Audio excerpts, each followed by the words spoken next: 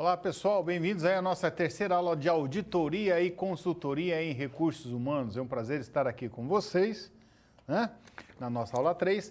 Hoje nós vamos falar sobre ferramentas e métodos para a coleta da informação ou de informações relacionadas à consultoria e também à auditoria e no próprio diagnóstico organizacional. Nós já falamos na aula passada. E essas ferramentas de métodos, ou seja, são ferramentas que auxiliam o consultor a buscar essas informações dentro da organização.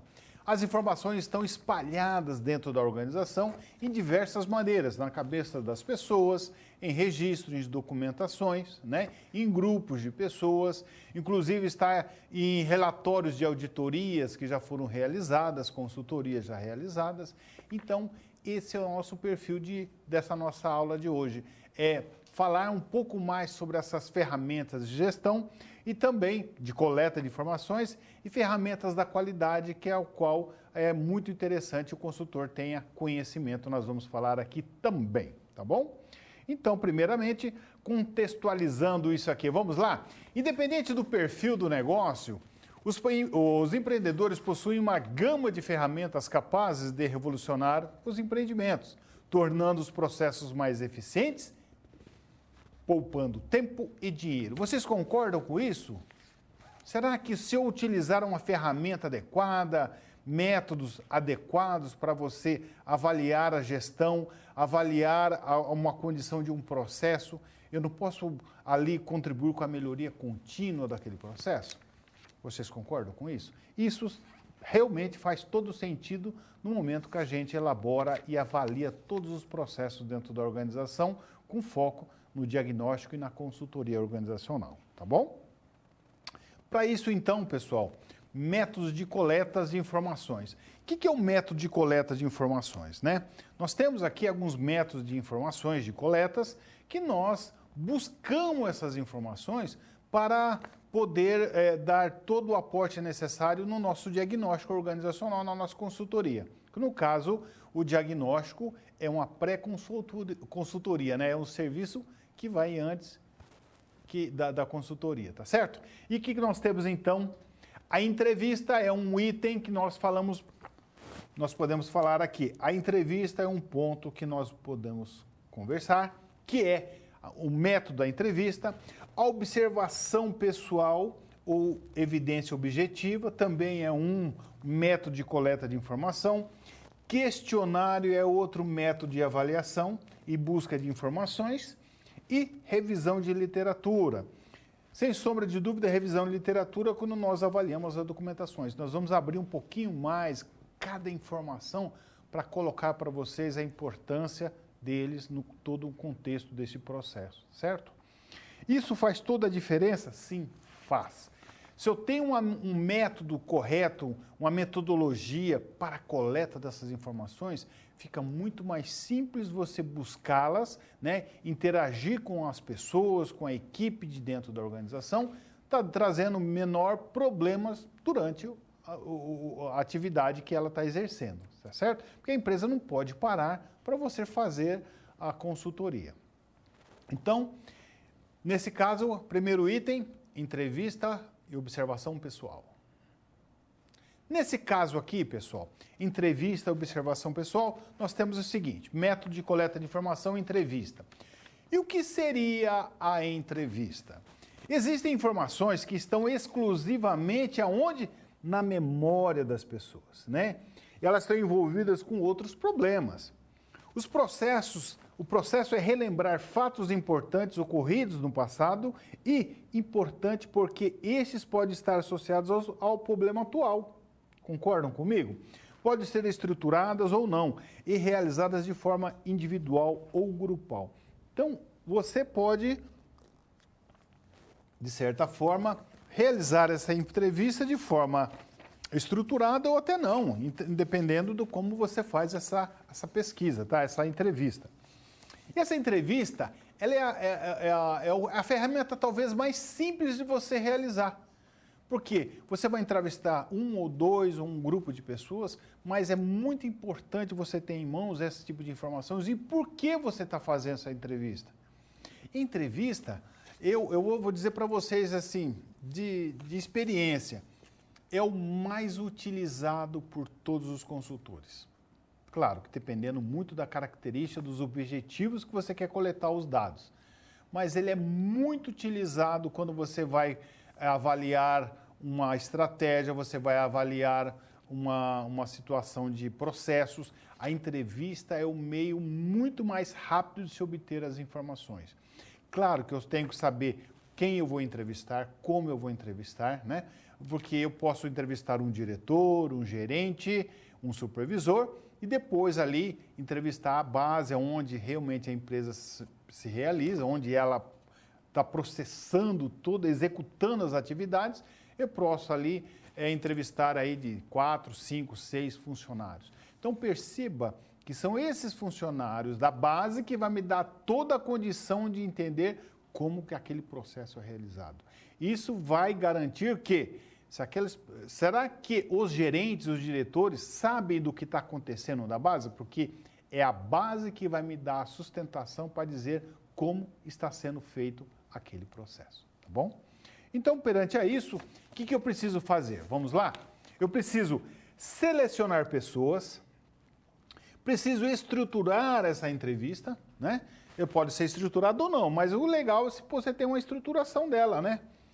Estar familiarizado a esse assunto, qual é o objetivo disso? Então, você se familiarizar a esse assunto, esclarecer os motivos da entrevista, e isso é muito importante quando você esclarece que o motivo da entrevista não é mudar nada, mas sim compreender o processo, porque quando você fala que vai alterar alguma coisa, as pessoas já ficam incomodadas, não é isso. Você vai querer entender como o processo, como aquilo é realizado. Isso é muito importante, que as pessoas começam realmente a dizer algo que ela tem em mente. Se tem um problema que poderia ser resolvido, não foi resolvido, e esse problema ele é constante, esse é o momento, nesse caso, de despertar nessa pessoa, poxa, que legal, você já falou sobre esse problema, por que ele não foi acatado essa solução, quais são os fatores, lhe falaram por que não foi acatado? Então você consegue, de certa forma, buscar da base. E outra coisa, inclusive, até a solução do problema você consegue, dependendo de como você realizar essas perguntas, tá bom? Outra coisa, você pode também, no caso, corrigir falhas, né? Não. E as perguntas sempre abertas. Quando eu falo sempre abertas, é porque me diga como faça, como é. E a gente tem ali uma experiência um pouco como consultor, que às vezes, quando o consultor interno, ele tem uma característica de querer explicar para a pessoa como que faz aquela atividade, ou seja, ele quer demonstrar sua capacidade empreendedora e o seu conhecimento. E, na verdade, o consultor não é esse momento. Na coleta da informação, ele não vai querer explicar nada, ele só vai ouvir. Ele não vai querer, mesmo ele observando coisas erradas no processo, isso vai dar condição dele escrever, avaliar que realmente o processo está sendo feito de forma errada ou errônea, né? E aí então subsidiar seu relatório para que aquele processo seja alterado com o seu relatório, certo? Outra situação então que venhamos agora, observação pessoal. Ele envolve a participação em reuniões importantes, bem como a observação do trabalho em determinadas áreas. É uma fonte rica, mas o consultor deve ter percepção aguçada e habilidade de traduzir em informações técnicas e objetivas. Então, o que seria isso então? Vou dar um exemplo para você bem simples que a gente sempre busca, né? Você realiza esse trabalho, como que você faz? Você tem uma instrução de trabalho? Tem uma instrução, legal. Então vamos olhar o que diz a instrução de trabalho. Eu faço isso, aquilo, item 2, eu faço assim, quando der problema eu faço isso, aquilo. Muito bom, a instrução de trabalho está corretíssima, né? Agora eu quero ver você fazer essa atividade. E quando você busca ela a fazer as atividades, você percebe que existem diferenças. Aquilo que ela fala na instrução de trabalho não tem nada a ver com o que ela faz na realidade. E isso pode estar em desacordo com as regras do negócio. Então você percebe que existe algo errado. Eu já fiz um diagnóstico organizacional e aí eu percebi que a pessoa que estava sendo entrevistado por mim, né? Eu entrevistei primeiro, depois eu fiz uma observação pessoal. Eu fui lá na área onde ele executava a atividade. Aí eu falei, agora eu quero ver você executar essa atividade. E por incrível que pareça, o discurso dele era mas na execução era totalmente diferente. Então, ou seja, né, a passividade de erros era muito maior porque ele não cumpria as regras, aquilo que estava descrito dentro da instrução de trabalho.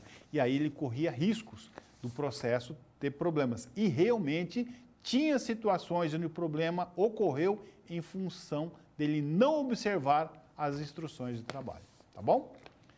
Aí, dando continuidade dentro da observação pessoal, esclarece que a equipe, os motivos da observação do trabalho, acompanhamento do ambiente, não corrige o processo, né? Aquilo que eu comentei com vocês. Mesmo na entrevista, o objetivo não é corrigir processos e nem fazer comentários sobre aquele processo. Ou seja, quero só observar. E é importante você observar que é na observação que você consegue ter uma análise de tudo que está acontecendo, tá certo? Então, se ele está fazendo algo errado, deixa ele continuar fazendo errado.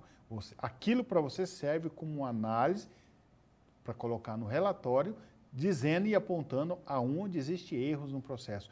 Aí depois a consultoria vai vir e consertar aquele problema ali, ou ter uma proposta para consertar aquele problema.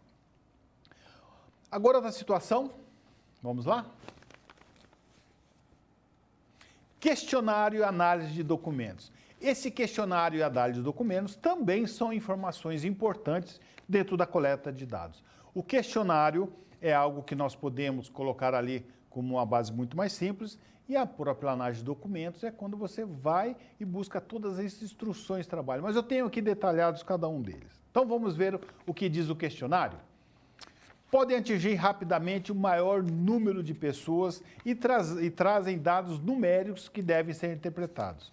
O consultor deve ter competência para elaborar e interpretar essas respostas. Então, perceba que, quando eu tenho um questionário, eu preciso ter esse questionário com bases bem assim, construídas devido às questões que você vai abordar. E aquilo vai ter N respostas e vocês têm que se preparar para receber aquelas respostas e tabular aquelas respostas. Então, quanto mais ela for uniforme, quanto mais ela tiver objetividade, melhor para a avaliação de questionário, tá bom? Outra situação do questionário, ele é muito fácil a aplicação.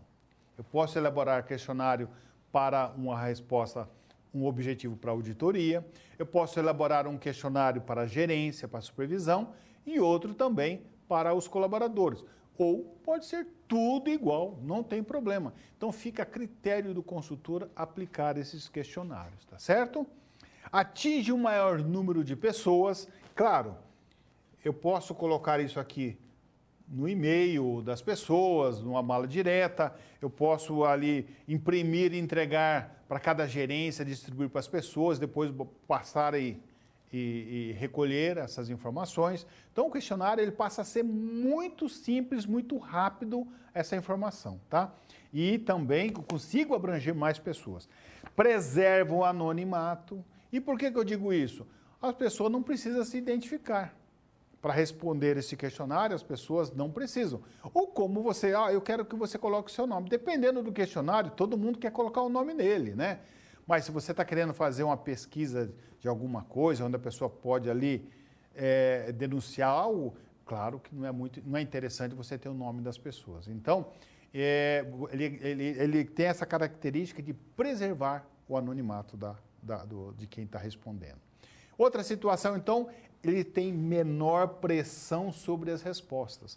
E ele tendo menor pressão sobre as respostas, fica mais simples de eu avaliar essas questões, tá certo? Pessoal, então o questionário ele passa a ser muito simples, muito fácil de aplicar, mas ele dá muito mais trabalho que qualquer outra ferramenta, tá bom?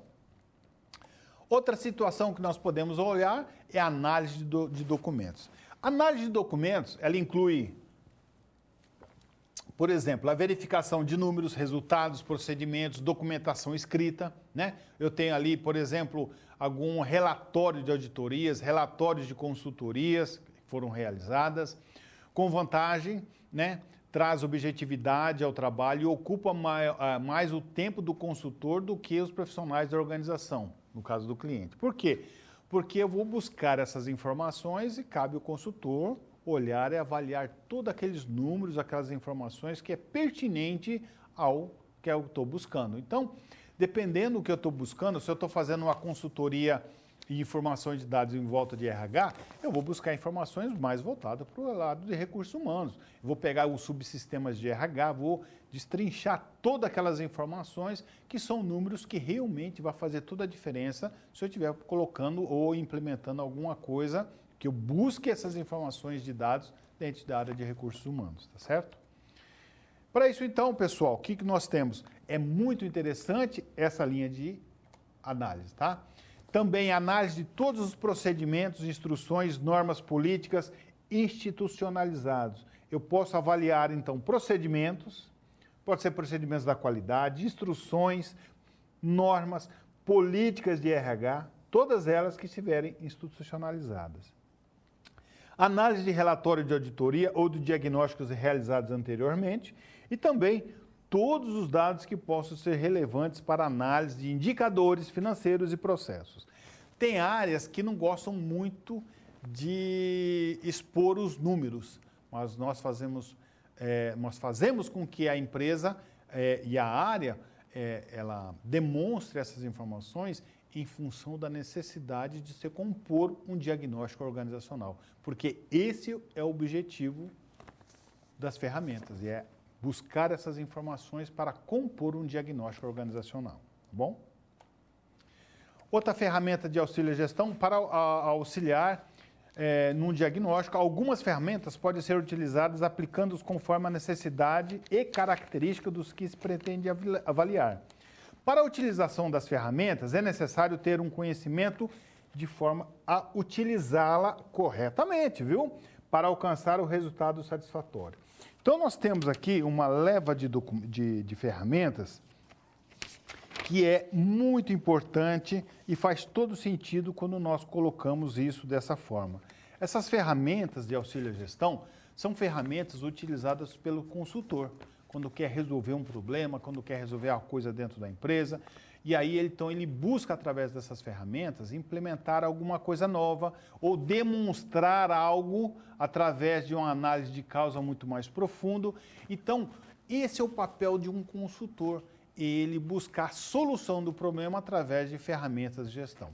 Tem gente que diz o seguinte, eu trabalhei com ferramentas, mas aquilo é muito ruim, não consigo. Vou dizer uma coisa a vocês, quando você não utiliza a ferramenta adequadamente, você não tem o conhecimento daquela ferramenta, fica mais difícil. E o problema é que o problema permanece. Quando você tem conhecimento e habilidade para tocar e implementar as soluções dessas ferramentas, tudo fica bem mais simples e vocês vão ter essa experiência que eu vou passar para vocês, tá bom? Matriz SWOT e Brainstorm. O que é uma matriz SWOT? Quem já trabalhou com matriz SWOT, quem já fez um planejamento estratégico, ele trabalha muito com a matriz SWOT na análise do ambiente. E é muito importante a análise do ambiente. Então, a matriz SWOT é uma ferramenta que auxilia a empresa a avaliar o seu ambiente interno, ambiente externo, forças, fraquezas, ameaças e oportunidades. Né? Então, vamos ver o que vem a ser isso. A matriz SWOT é uma ferramenta utilizada para fazer análise do cenário e muito eficaz na identificação de como anda o ambiente organizacional, seja o ambiente interno ou externo. Então, eu tenho aqui o ambiente organizacional, que nós temos o ambiente interno e o ambiente externo. É a base para a construção do planejamento estratégico. Quem trabalhou com planejamento estratégico já sabe disso. Que geralmente avaliam os ambientes e cenários onde a empresa está inserida. Nelas são identificadas as forças, fraquezas, ameaças e oportunidades. E isso sim faz toda a diferença quando nós realizamos a nossa matriz SWOT. E quando nós fazemos a nossa matriz SWOT, praticamente a gente sai do corpo, né? Por quê? Nós fazemos uma avaliação de como está a empresa atualmente e aonde ela quer chegar. Então, e a gente faz uma análise também do mercado, e isso faz todo sentido, e aí a gente olha para a empresa e fala, opa, para aí, isso aqui não está aderente, preciso realmente melhorar esse processo, esse outro processo está ótimo, então vamos manter. Então, a gente consegue ter essa percepção das pessoas que compõem um planejamento estratégico, que faz toda a diferença nesse momento. Então, nesse momento, o que nós temos aqui? Um gráfico bem pequeno que fala da matriz SWOT. Aqui, pessoal, eu tenho os fatores positivos e os fatores negativos. Então, ou seja, dentro dos fatores positivos eu tenho as forças e as fraquezas e as oportunidades, né? Então, olha só, eu tenho os fatores positivos e os negativos. Eu tenho os fatores internos e eu tenho os fatores externos. Então, eu tenho, nesse caso, a SWOT, né? Como diz, nós falamos bastante, SWOT. Então, forças, fraquezas, oportunidades e ameaças. Então, o que eu tenho aqui? Fatores positivos internos são as forças e negativos são as fraquezas. Então, aquilo que a empresa tem de bom e aquilo que a empresa tem de ruim dentro da empresa, aquilo que não é bom dentro da empresa. Aquilo que tem de bom, vamos manter. Aquilo que não tem de bom, que é esse caso aqui, nós vamos melhorar, fazer um plano de ação para isso.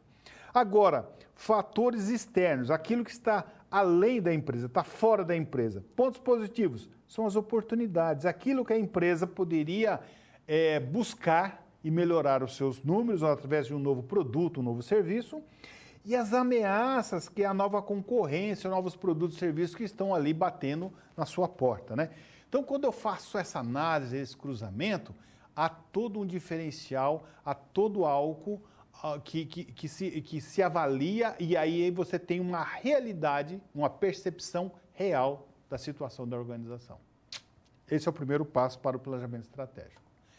Agora nós vamos falar um pouquinho do brainstorming. Todas as ideias deverão ser anotadas, quem já trabalhou com brainstorming, agrupadas e priorizadas com a participação de todos. Então, todos devem participar. E eu digo com a participação de todos, num total de, no máximo, aí, 10 pessoas, tá? Vamos colocar aqui 10 pessoas no máximo para a gente trabalhar um grupo.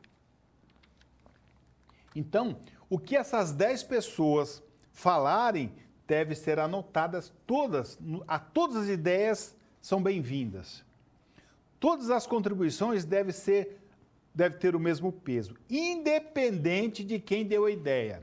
Então, por exemplo, você vai ter lá uma pessoa, um diretor que levantou a mão e falou, na minha opinião, esse aqui é um problema X.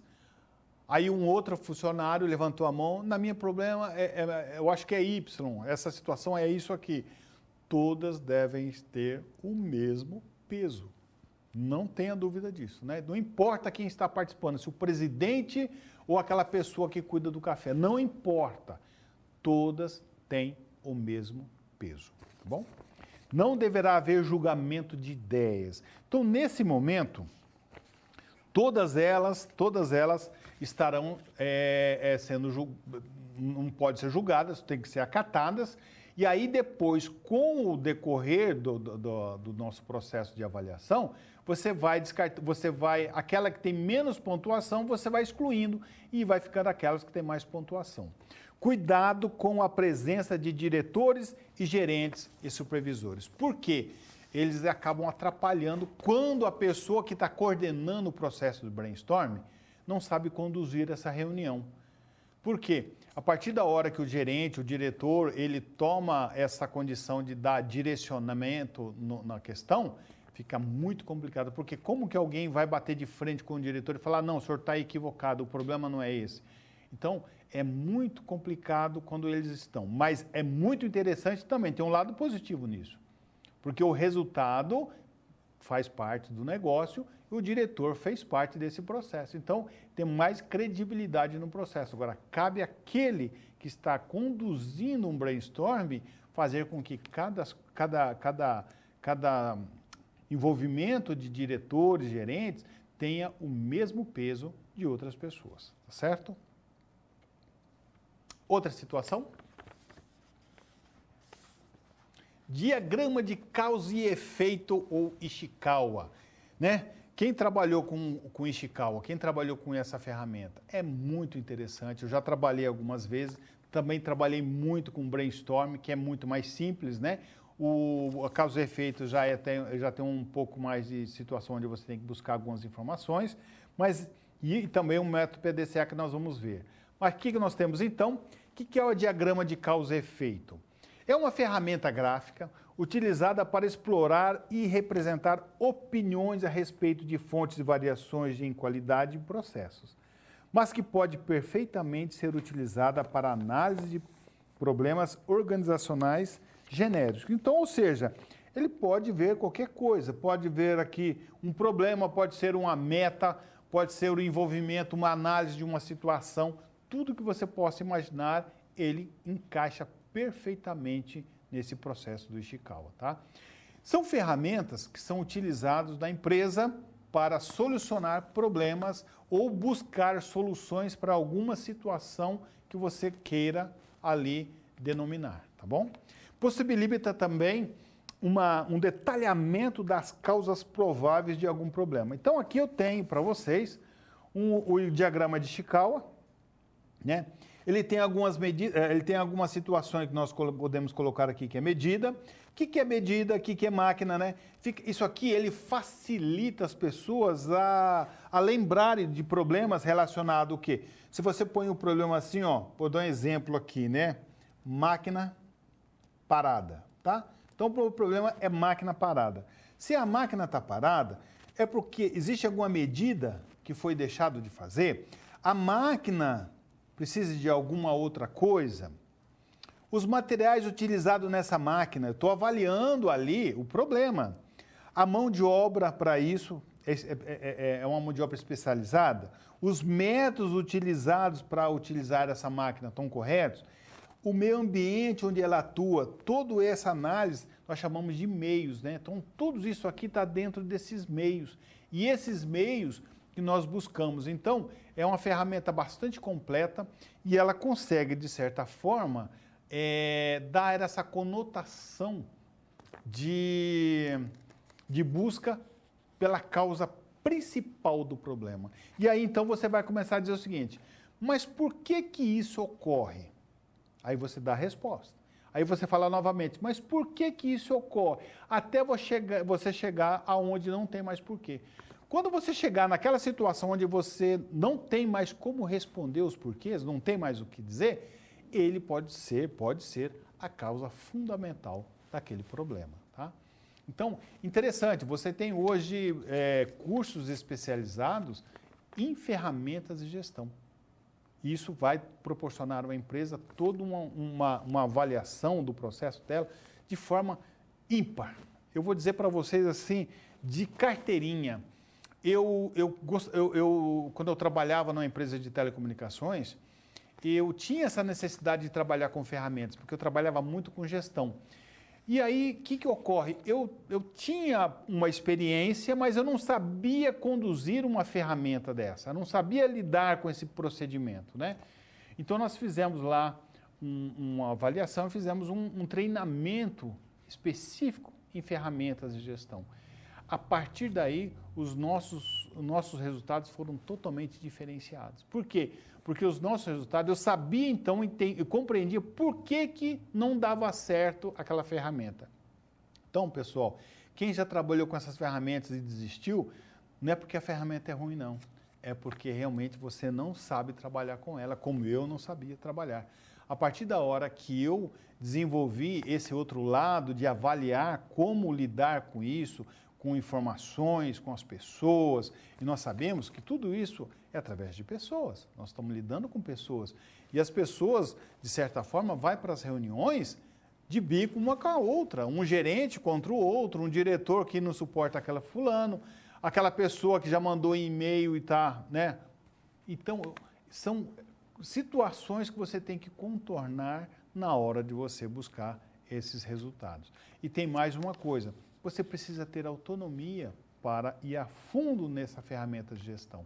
Então, toda empresa que tem essa metodologia ou busca essa metodologia para desenvolver a melhoria dos seus processos, ela sempre está inovando em treinamento para a sua equipe de qualidade ou equipe de gestão. Então, essa ferramenta, ela vem realmente a acolher essa necessidade da empresa, tá bom? Método PDCA. Quem já ouviu falar em método PDCA, o MASP é a mesma coisa. O PDCA, ela é uma ferramenta de planejamento, como você pode ver aqui, onde nós temos um planejamento, execução, verificação e ação. Então, nós temos 3 situações que nós podemos olhar nessa ferramenta. O Plan, Do, Check e Action, né? O planejamento, verificação, observação, análise do problema e o plano de ação. Do, execução do plano de ação. Check é monitoramento, é a verificação dos resultados. E depois você tem Action, que é a padronização e a conclusão. Olhando dessa forma passa a ser simples, mas olha só, pessoal, a parte mais importante do PDCA não é a execução, é essa aqui, ó, do planejamento.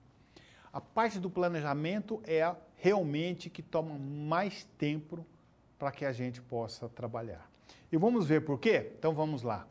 Olha só, dentro do planejamento eu tenho que avaliar o problema, observar esse problema, fazer uma análise desse problema para descobrir qual a causa principal. Olha aqui, ó.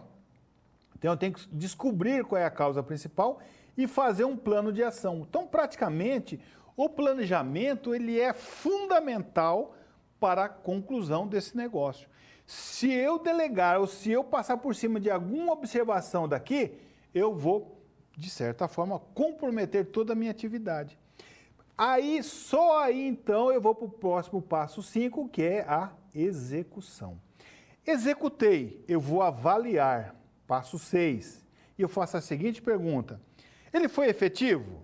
Se foi efetivo, ou se ele não foi efetivo, eu volto aqui na estaca 2, que eu, de certa forma, eu peguei uma causa errada, não era nada daquilo que eu estava pensando, então vamos reavaliar a nossa causa. Porque se eu pegar uma causa de um problema que não tem nada a ver, o problema vai voltar novamente, tá certo? Voltamos aqui? E aí, então, se ele foi efetivo, sim, eu vou padronizar e depois eu vou concluir. Então, perceba que a ferramenta é excelente em avaliação e eu preciso, então, ter esse lado do planejamento muito mais aguçado. Tá certo, pessoal? Fluxograma e plano de ação. Talvez seja os dois mais simples que nós podemos trabalhar aqui, que é o fluxograma e plano de ação. Quem já trabalhou com fluxograma? Bom, eu já trabalhei muito com fluxograma, né? E o que vem a ser esse fluxograma? Tá aí um fluxograma para vocês. Uma ferramenta de auxílio e gestão, fluxograma. E aqui, simples, né? Aqui é de uma solução de um problema. O que eu tenho aqui? O início, identificação do problema. Mais importante é você saber a interação desse fluxograma, né? Observar e analisar o problema. Você identifica a causa principal. Pensa aqui no PDCA, ó. É quase que um PDCA. Você identifica a causa do problema, elabora um plano de ação, está aqui, executa a ação. Problema resolvido? Não. Volta para cá. Se sim, você implanta e padroniza. Ou seja, eu posso olhar isso aqui como um fluxograma e eu posso utilizar o fluxograma também para mapear um processo, tá certo? Outra situação também é o plano de ação, que também é muito simples. Plano de ação é um conjunto de propostas, programas de projetos estratégicos agrupados de forma ordenada com um objetivo específico. Então, pessoal, toda reunião, todo plano, toda ferramenta de gestão, ele termina com um plano de ação. Toda ela é um plano de ação. E esse plano de ação é para solucionar o problema que você ali identificou, correto? Através de uma análise de causa. Isso é importante? É. porque isso faz toda a diferença quando você faz uma análise de causa e você quer agora sanar o problema. Então, você monta um plano de ação. Quem vai fazer? Então, vamos no plano de ação. O que tem? Olha lá. Quem vai fazer? O que vai fazer? Quem vai fazer? Quando? Onde? Por quê? Como e quanto isso vai custar. E esse plano de ação, ele pode durar 1 mês, 2 meses, 6 meses, não tem problema, mas ele deve ter feito um follow-up constantemente e reavaliado todas essas ações, tá certo? Então, essas ferramentas eu julgo ser as principais. Tem muito mais ferramentas de gestão, mas essa eu julgo ser as principais, tá bom? A nossa situação-problema. O que nós temos então de situação-problema que eu coloquei para nós aqui hoje? A empresa JMD Confecções está necessitando de um serviço de consultoria. Ela precisa realizar uma pesquisa de clima organizacional com o objetivo de identificar o grau de motivação desses funcionários, dos seus funcionários. Então, olha lá. Primeiro, quais funcionários farão parte da pesquisa e qual ferramenta a ser utilizada para a coleta dessas informações? É uma pesquisa, uma pergunta bem simples, mas a gente precisa responder a ela, né? Estou avaliando a empresa, o que eu posso responder em função do que nós vimos aqui? Se a empresa necessitar saber o grau de motivação dos funcionários, é interessante a pesquisa ser realizada com todos os funcionários da empresa. Então, isso aqui passa a ser algo interessante e seguido pela empresa. O resultado pode ser avaliado por cada gerência e consolidado. A ferramenta mais qualificada para realizar a pesquisa é o questionário. Por quê? É mais fácil de realizar e eu consigo colocar isso para toda a organização. Não preciso do nome do funcionário, eu posso colocar perguntas normalmente abertas, ou eu posso fazer perguntas fechadas, onde ele vai responder só sim, não, e o porquê do não, ou porquê do sim. Então, dependendo da estratégia de como você coloca isso, ele te traz, então, essas informações. E a partir dessa informação, você pode, então, determinar o objetivo, né? Avaliar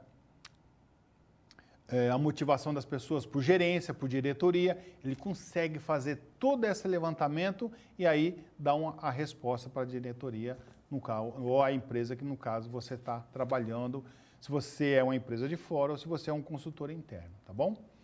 E por último, pessoal,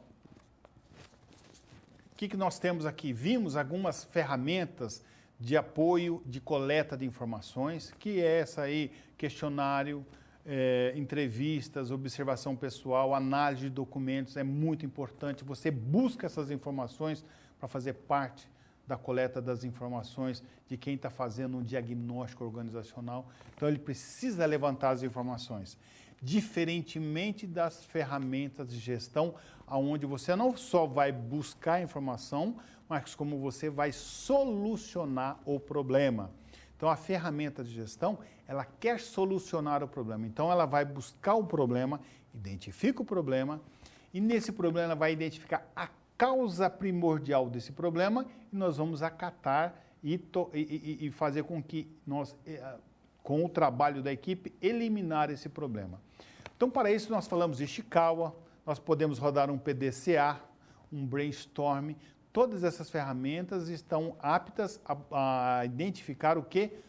A situação, problema ou a causa primordial de um problema. E a partir daí, então, eu tenho ali